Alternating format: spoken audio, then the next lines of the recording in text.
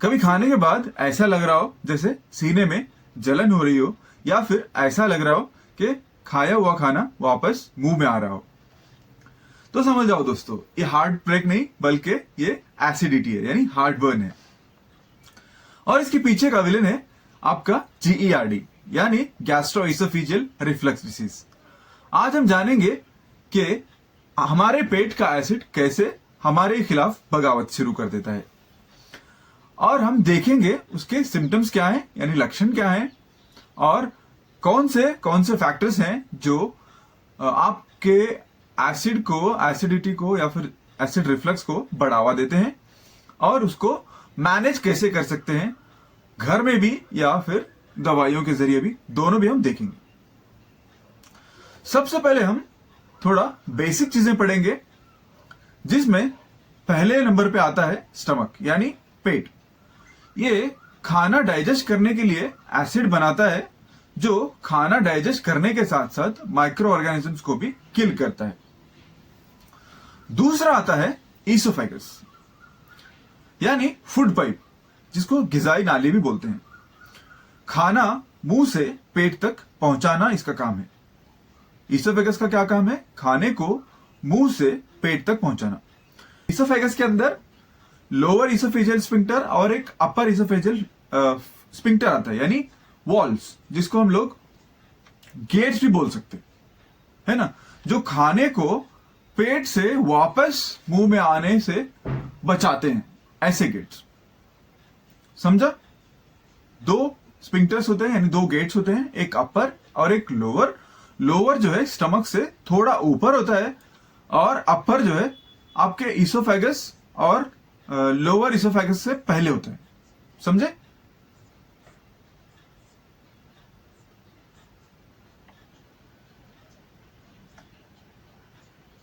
ये आपका लैरिंग्स है, यानी वॉइस बॉक्स, ये आपका ईसोफेगस है,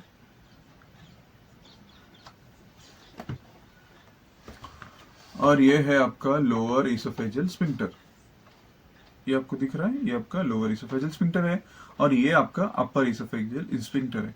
ये जो है आपका माउथ है, यहां से खाना जो है स्टमक में लेकर आना, ये ईसोफेगस का काम है। समझे? फूड पाइप, यानी फूड पाइप को हम लोग ईसोफेगस बोलते हैं। लोअर ईसोफेगस कहां पे है? ये स्टमक कंटेंट को यहां से एंटर करने के लिए रोकता है, ये लोअर ईसोफेजियल स्फिंक्टर। और ये अपर ईसोफेजियल स्फिंक्टर जो यहां पे है, इसको यहां से जस्ट ये फूड पाइप से ही मुंह में आने से रोकता है। ये था आपका ईसोफेजियल स्फिंक्टर्स, यानी दो वॉचमैन्स हैं जो खाना एक बार अगर पेट में गया या फिर जो भी स्टमक कंटेंट है उसको वापस ऊपर आने नहीं देते। ये इनका काम है। ओके, अब हम लोग देखेंगे गैस्ट्रो ईसोफेजियल रिफ्लक्स डिसीज के अंदर क्या होता है। GERD के अंदर जो हमारे गेट कीपर्स हैं, जो वॉचमैन्स हैं, बेसिकली लोअर ईसोफेजियल स्फिंक्टर्स, वो क्या होता है, लेजी हो जाता है, यानी गहरी नींद में सो जाता है, जिसकी वजह से एसिड क्या करता है, इसको बिना बोले छुपते छुपते सीधे आपके मुंह में आ जाता है। इसको हम लोग क्या बोलते हैं? एसिड रिफ्लक्स बोलते हैं। रिफ्लक्स यानी वापस आना। किसका वापस आना? एसिड का वापस आना। अभी जब ये लेजी हो जाता है, गहरी नींद में सो जाता है, तो इसको ये आपके एसिड को एक मौका देता है स्टमक से वापस मुंह में आने का, जिसकी वजह से एसिड बोलता है अब मैं ऊपर जा रहा हूं। समझे? अगर एक बार या फिर दो बार अगर खाना ऐसे वापस आया तो उसको हम लोग बोलते हैं एसिड रिफ्लक्स, और अगर बार बार होता गया तो इसको बोलते हैं GERD। समझे? एसिड का पेट से मुंह में आने को हम लोग क्या बोलते हैं? Acid reflux. अगर एसिड रिफ्लक्स बार बार हो रहा है तो इसको हम लोग बोलते हैं GERD। ओके, तो अब हम लोग इसके सिम्टम्स देखेंगे। सबसे पहला सिम्टम है हार्ट बर्न, यानी सीने में जलन, खासकर खाना खाने के बाद या लेटने पर। ओके, जब आप खाना खाकर लेटोगे या फिर जैसे ही खाना आपका हो गया तो आपके सीने में जलन स्टार्ट होगी, जिसको हम लोग हार्ट बर्न बोलते हैं। दूसरा आता है रीगर्जिटेशन। रीगर्जिटेशन यानी मुंह तक खट्टा या कड़वा टेस्ट आना, जैसे एसिड वापस आ रहा हो। ओके, हम लोग इसको छोटी उल्टी भी बोलते हैं ना। ओके, इसके बाद तीसरे नंबर पर आता है चेस्ट पेन। कभी कभी दिल के दर्द जैसा फील होना, यानी अब चेस्ट में आपका फील हो रहा बोले तो, पेन हो रहा बोले तो हम लोग क्या सोचते हैं, it's because of heart attack बोल के सोचते हैं ना, बल्कि ये एसिड की वजह से होते रहते कभी कभी।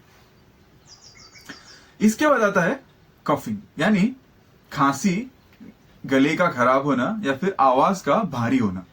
ये होता है एसिड की वजह से। जैसे आपका मुंह में एसिड आया तो इसकी वजह से खांसी आना या फिर आवाज का भारी होना, ये सब चीजें आपको दिखाई देंगी, गले में खराश ऐसे। और इसके बाद आता है नॉजिया या वोमिटिंग, यानी खाना पचता नहीं है, या तो उल्टी होती है या फिर मतली जैसा होता है। और लास्ट में है आपका नाइट टाइम रिफ्लक्स, यानी रात में जब आप सो जाते हो तो एसिड का मुंह में आना बढ़ जाता है, जिसको हम लोग बोलते हैं नाइट टाइम रिफ्लक्स, और इससे आपकी नींद भी डिस्टर्ब होती है। अब हम लोग देखेंगे रिस्क फैक्टर्स। ये आप सिम्टम्स के इमेज देखिए, इस इमेज से आप लोग इजीली याद कर सकते हैं, इसलिए मैंने ये सारे इमेज ऐड किया है। आप इसको देखकर भी याद रख सकते हैं। अब हम लोग रिस्क फैक्टर देखेंगे। पहला आपको दिख ही रहा है, ओवर ईटिंग। सबसे पहला है ओवर ईटिंग। ज्यादा खाना, खासकर ऑयली और स्पाइसी फूड, एसिडिटी को या फिर एसिड रिफ्लक्स को बढ़ा देते हैं। इसके बाद आता है स्पाइसी और फ्राइड फूड। आप यहाँ इस इमेज में आप चिल्ली और दूसरे चीजें देख रहे, ये देखिए, इस इमेज से आप पता लगा सकते हैं कि स्पाइसी और फ्राइड फूड जो है एसिड रिफ्लक्स को बढ़ावा देते हैं। इसके बाद कैफीन और चॉकलेट्स, दोनों लोअर इसोफेजियल स्फिंक्टर्स को रिलैक्स कर देते हैं, यानी उसको गहरी नींद में सुलाते हैं, जिसकी वजह से आपका स्टमक का एसिड इजीली ऊपर आ जाता है, यानी मुंह तक आ जाता है। इसके बाद आता है आपका चौथे नंबर पर स्मोकिंग। स्मोकिंग भी आपके लोअर इसोफेजियल स्फिंक्टर्स को लूज करते हैं, यानी लेजी बनाते हैं इसको, जिसकी वजह से फिर एसिड बोलता है मैं ऊपर जा रहा हूं। ओके, और अगला नंबर आता है अल्कोहल का। अल्कोहल क्या करता है, स्टमक में एसिड का प्रोडक्शन को ज्यादा करता है। स्टमक में एसिड का प्रोडक्शन ज्यादा करता है तो ऑब्वियसली जब प्रेशर ज्यादा है तो स्टमक भी हार मान जाता है और लोअर इसोफेजियल स्फिंक्टर्स लूज होता है। ओके, जिसकी वजह से एसिड ऊपर आता है। अगला नंबर आता है ओबेसिटी। ओबेसिटी यानी मोटापे की वजह से पेट पर प्रेशर पड़ता है, जिसकी वजह से एसिड ऊपर आता है। नेक्स्ट नंबर आता है लेट नाइट मील्स, यानी रात को देर से खाना या फिर खाते ही तुरंत सो जाना। ये इसकी वजह से एसिड का प्रोडक्शन भी ज्यादा होता है और एसिड ऊपर भी आता है, यानी जिसको एसिड रिफ्लक्स बोलते हैं हम लोग। और प्रेगनेंसी में नेक्स्ट नंबर है प्रेगनेंसी में हार्मोनल इंबैलेंस होता है, जिसकी वजह से स्टमक पर प्रेशर पड़ता है। ये दोनों मिलकर एसिड के रिफ्लक्स को बढ़ाते हैं।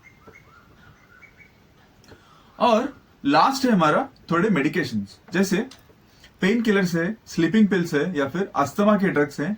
ये क्या करते हैं, आपके लोअर इसोफेजियल स्फिंक्टर्स को लूज करते हैं, यानी लेजी बनाते, जिसकी वजह से एसिड फिर से आपके मुंह तक आ सकता है। ये थे हमारे रिस्क फैक्टर्स, यानी ये डिसीज को और बढ़ावा देते हैं। ऐसे फैक्टर्स जो डिसीज को और बढ़ावा देते हैं, इसको हम लोग रिस्क फैक्टर थे।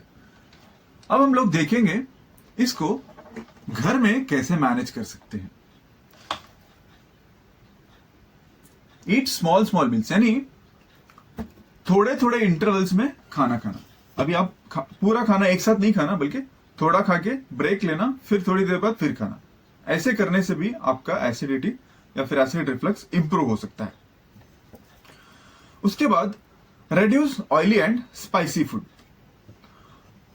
समझा ना, स्पाइसी और ऑयली फूड को कम करना। और तीसरे नंबर पर खाना खाकर तुरंत सोना नहीं, जिसकी वजह से भी क्या होता है, एसिड ऊपर आ जाता है। और अगर आप सो भी रहे तो थोड़ी देर के बाद, अगर आपको एसिड रिफ्लक्स की प्रॉब्लम है, जीईआरडी की प्रॉब्लम है, और आप सो रहे थोड़ी देर के बाद, तो आपका हेड थोड़ा ऊपर रख के सोना, थोड़ा एलिवेटेड रख के सोना, उस पोजीशन में सोना। और इसके बाद जो आप रिस्क फैक्टर्स दे, अगर उसको कम करेंगे तो ये होता है आपका नॉन फार्माकोलॉजिकल मैनेजमेंट। हम लोग वेट की वजह से बोल के देखिए, ओबेसिटी की वजह से आपका एसिड रिफ्लक्स बढ़ रहा था, तो आप अगर वेट कम करोगे तो आपका एसिड रिफ्लक्स भी कम होगा, सिंपल। उसके बाद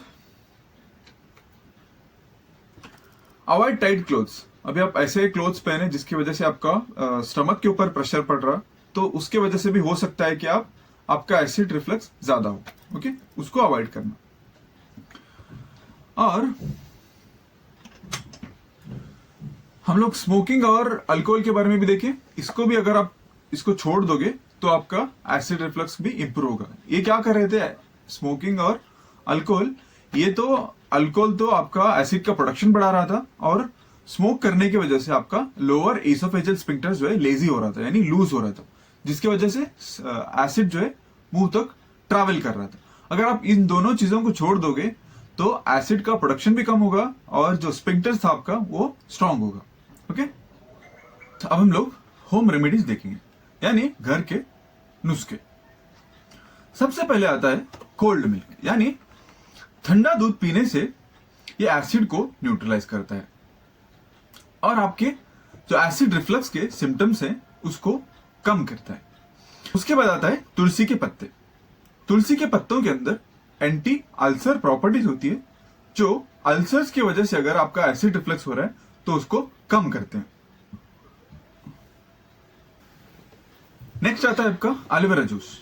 एलोवेरा जूस क्या करता है, आपके स्टमक के लाइनिंग को इंप्रूव करता है और एसिड के प्रोडक्शन को कम करता है, जिसकी वजह से आपके एसिडिटी और एसिड रिफ्लक्स के जो प्रॉब्लम्स हैं वो कम हो जाते हैं। उसके बाद सौंफ यानी फनल सीड्स, इसकी वजह से क्या होता है, डाइजेशन इंप्रूव होता है आपका, जिस वजह से आपका एसिडिटी इंप्रूव होगा। नेक्स्ट आता है आपका बनाना, यानी आप रोज एक बनाना खाओगे तो उसके अंदर एंटी एसिड का प्रॉपर्टी होता है, जो एसिड को न्यूट्रलाइज करता है और आपके सिम्टम्स को इंप्रूव करता है। नेक्स्ट आपका स्ट्रेस को कम करना या फिर ऐसे एक्सरसाइज करना जो आपके बॉडी को काम रख सके और आपके स्ट्रेस को कम कर सके, ऐसे एक्सरसाइजेस करना। और लास्ट है आपका ड्रिंकिंग ल्यूकवार्म वाटर, यानी क्या बोलते हैं, नीम गर्म पानी या फिर कुनकुना पानी।